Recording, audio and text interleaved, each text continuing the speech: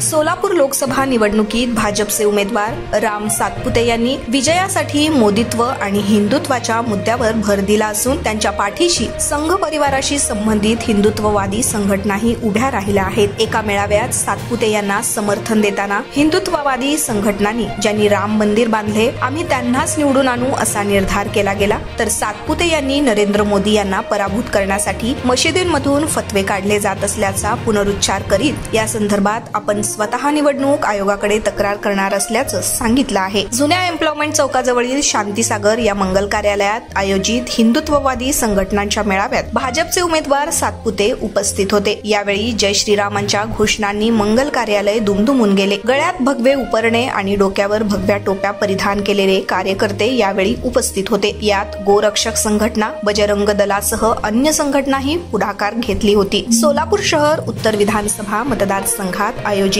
प्रचार सभांमध्ये आमदार विजय देशमुख यांनीही हिंदुत्वाचा राग आळवला। ही लोकसभा निवडणूक असल्यामुळे देश आणि धर्म दोन्ही महत्त्वाचे आहेत। धर्म, देव आणि देशाचे हित पाहून पंतप्रधान नरेंद्र मोदी हे तिसऱ्यांदा पंतप्रधान होण्यासाठी सर्वांनी साथ द्यावी असे आवाहन यावेळी त्यांनी केले।